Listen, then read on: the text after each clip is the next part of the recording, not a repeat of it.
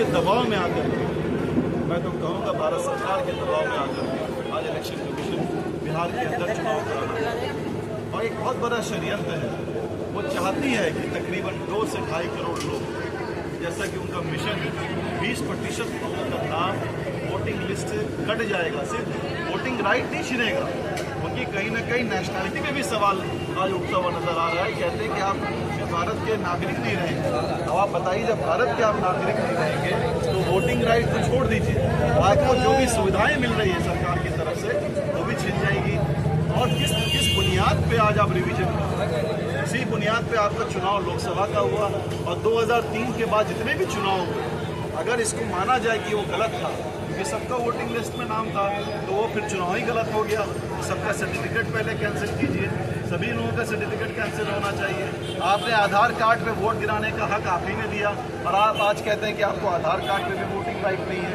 आप कहते हैं वोटर आई कार्ड आपको बना करके दिया, आप कहते हैं इस पर भी आपको राइट नहीं है। आपको कहा जा रहा है कि जो मनरेगा या जो भी कार्ड आपके बने हुए राशन कार्ड, उसमें भी आपको हक नहीं है। तो ये कहीं ना कहीं षड्यंत्र, जिस तरीके से महाराष्ट्र में इन्होंने 40 वोटर्स को जोड़ने का काम किया, जिस तरीके से हरियाणा में जोड़ने का काम किया, ये चाहते हैं कि बाहर के लोगों को जोड़ा जाए और जो यहाँ के नागरिक हैं, जो बिहार के नागरिक हैं, उनका नाम काट करके एक कहीं ना कहीं षड्यंत्र करके चुनाव जीतना चाहते हैं। क्योंकि इन्हें मालूम है, इंसाइडर रिपोर्ट इनके पास है कि चुनाव नहीं जीत रहे, महागठबंधन की सरकार आ रही है। तो किस तरीके से हम चुनाव को बदलने, उसी षड्यंत्र में ये काम है।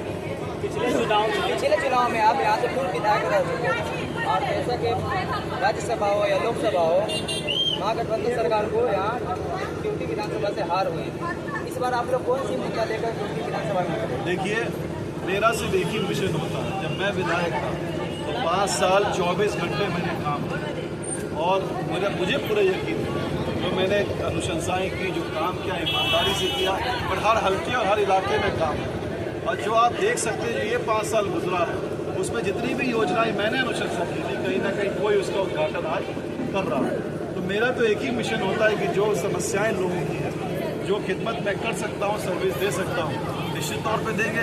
देखिए, पब्लिक के पास ये मैंडेट है, ये पावर है, उसे किसे बनाना है। हम सिर्फ एक कोशिश कर सकते हैं, अपने विजन्स को रख सकते हैं। हमारा विजन है अच्छी स्वास्थ्य का इंतज़ाम हो, अच्छी शिक्षा का इंतज़ाम हो, अच्छी सड़कें हो, बिजली का इंतज़ाम हो, जहाँ पे प्रॉब्लम है बिजली नहीं पहुँच सकती है, अच्छी कहीं नौकरी किसी को अगर दिक्कत है तो उसका इंतज़ाम हो सके, अच्छी फैक्ट्री इंडस्ट्री आए अपने हल्के में। जो मिले हैं नयाम चीनी मिल हो सकती थी, तो कोई मिलो उस पर कम से कम रीस्टार्ट हो सके, जिसको मैंने कराया था, लेकिन बीच में मैं रहा नहीं।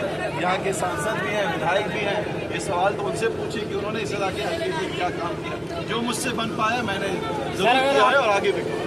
सर, अगर आपका सरकार आ जाता है तो आपका पहला मुद्दा क्या रहेगा? पहला मुद्दा हमारा है पलायन को रोकना, कि जो हमारे भाई युवा आज दिल्ली, मुंबई, कलकत्ता के ठोकर खा रहे हैं, जो आज तकरीबन 60% लोग बाहर हैं बिहार से, वो वापस कैसे बिहार आए, उनके लिए नौकरी कैसे जनरेट हो। सबसे बड़ी ज़रूरत है आज नौकरी। उसके जनरेशन के लिए आज फैक्ट्रीज, स्मॉल स्केल इंडस्ट्रीज रखना ज़रूरी है, अच्छी फैक्ट्रीज रखना ज़रूरी है, वो इंतज़ाम होना ज़रूरी है, ताकि आज जो बच्चे बाहर जा रहे हैं वो रुक सके। दूसरा सबसे बड़ा मुद्दा है यहाँ पे अच्छी एजुकेशन, अच्छी यूनिवर्सिटीज़ आए, अच्छे यहाँ पे कॉलेजेस हों, स्कूल हों, जिसका इंतज़ाम हो सके ताकि बच्चों को एजुकेशन के लिए बाहर ना जाना पड़े, अपने फैमिलीज बाहर ना रखना पड़े।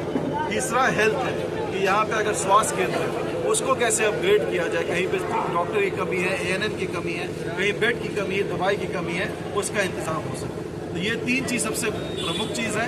बाकी जो रोड्स है, नाला है, या बहुत सारे काम तो लोकल लेवल पे भी, पंचायत लेवल पे भी हो जाते हैं। जो हमसे बन पड़ेगा, अगर उस मुकाम पे पार्टी अगर मौका देगी, अगर यहाँ के लोग हमें पहुँचाएंगे उस मुकाम तक, तो उसको आगे उस काम को ही पूरा करेंगे। सर, एक लास्ट सवाल है।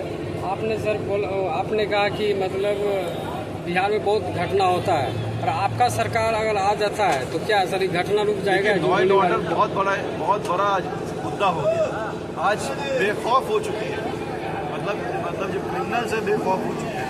आज बोले पटना के अंदर कितने मर्डर्स हो गए, प्रियंका जी का मर्डर हो गया, आज खुलेआम गोलियां चल रही हैं। तो कहीं ना कहीं सरकार में जो भरोसा था लॉ एंड ऑर्डर के लोगों का, वो ख़त्म हो चुका, क्योंकि मंत्री जी अचेत अवस्था में है, सरकार वो नहीं चला रहे हैं। सरकार बिहार की चल रही है केंद्र से। अमित शाह जी एंड मोदी जी चला रहे हैं सरकार, और यहाँ के 4 पदाधिकारी चला रहे हैं जो रिटायर्ड अफसर हैं, और 4 मंत्री हैं जो सरकार को चला रहे हैं जो बीजेपी से कनेक्टेड है। तो सरकार नीतीश कुमार जी कहीं नहीं है इसके अंदर, और वो तो बेचारे दुआ करते हैं कि जल्दी स्वस्थ हों, लेकिन अब बीमार कंडीशन में। तो कहीं ना कहीं लॉ एंड ऑर्डर बिल्कुल जीरो हो चुका है बिहार का, बेखौफ लोग घूम रहे हैं। और आज सबसे बड़ी समस्या बिहार के अंदर एक और होती जा रही है, वो है ड्रग्स की। आज जो यंग जनरेशन है वो कहीं ना कहीं दूसरी तरफ ड्रग्स की तरफ आ रहा है। मैं अपील करूँगा कि हमारे जो परिवार के लोग हैं, जो भाई बंधु हैं गांव के अंदर, वो बच्चों को समझाने का काम करें, जहाँ हो सके उनको ट्रीटमेंट करवाएं, ताकि इस गंदे जाल से वो बच सके। उनको किस तरीके से नौकरी से, जॉब से, बिजनेस से जोड़ा जाए, ये सबसे बड़ा आज प्रमुख मुद्दा हो गया है। आज क्या हो रहा है, शराबबंदी के बारे में एक बहुत बड़ा नारा दिया था नीतीश कुमार जी ने। आज होम डिलीवरी हो रहा है। जो पहले 200 रुपये का शराब मिलता था, आज 500, 1000 रुपये का दारू मिल रहा है। लोग को घर में मिल रहा है, जहाँ चाहिए आप मुहैया हो रहा है। तो बिजनेस तो वो फला पूरा है बिहार के अंदर, हर जगह से डिलीवरी हो रही है, और क्रिमिनल्स की और डिलीवरी हो रही है, बढ़ता जा रहा है क्राइम।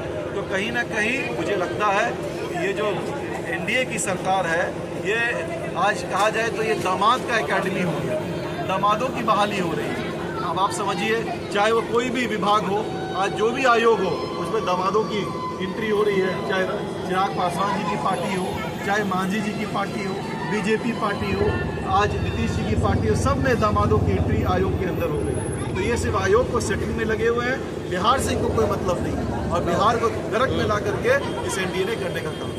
सर, युवा और जनता को अपना स्तर से क्या कहना चाहते हैं, क्या संदेश देना चाहते हैं? मेरा संदेश यही है हमारे युवा साथियों को कि आने वाला कल भविष्य आपके हाथ में।